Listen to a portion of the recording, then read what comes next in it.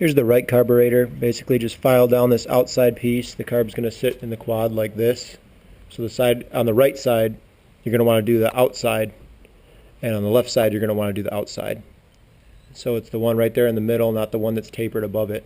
You're going to file that flat. They say keep about 3/4 of an inch sticking out, and then use the drill bit that came with the kit to drill out the hole. Go really, really slowly. Don't heat it up, and use lubrication so that you don't get too many metal slivers or anything like that that'll mess up the threads when you go to tap it.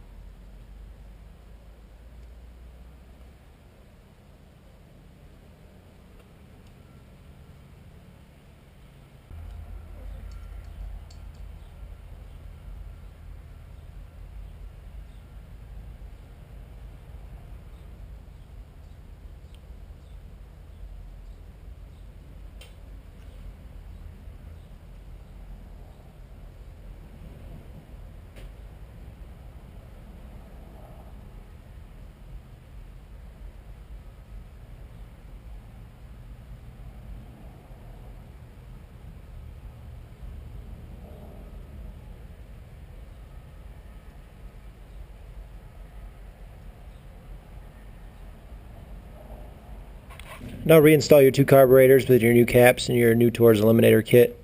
Make sure you include your choke tube, which will go from right here to right here. I like to run all these cords over it and put it behind those. And then put your two fuel lines back on, right there and right there. Put your two rubber boots back on that connect your airbox to your carburetor. So after you get the TORS kit installed, this screw right here is going to control your idle. There's going to be one on the left side of the carb, and then there's going to be one on the right side, which will be the outside of the right side of the carb. All those do is control your idle. That's it, your idle RPM range. Your pilot air control screw is still going to control your idle air mixture, along with your pilot jet, which is in the carb. I have another video on that you can check out if you want. When you get the kit installed, you're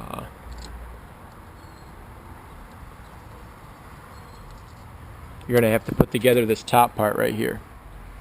That's a lock nut with a bolt underneath it, and what that's going to do is control basically get rid of the slop in your throttle. So if you get everything all assembled and then push your throttle and you're not getting instant response, then you're going to do your main throttle adjustment from here to get rid of the slack.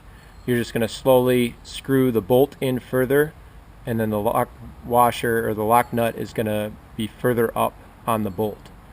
And you want them both to be about even on each side. This part just sits inside of it like that. It's completely free. So after you get that adjusted to somewhat where it needs to be, then you do your fine-tune adjusting up here by the thumb throttle. If you start it up and it idles high, like it instantly starts idling at like 3,000 or 4,000 RPMs, that means that these are too tight and it's holding the slide up so that it'll idle higher. The way that I knew that these weren't doing that was I backed all these out and then set the got rid of the slop on the throttle, and then I set these after I had it all warmed up and had the throttle sitting where I wanted it to.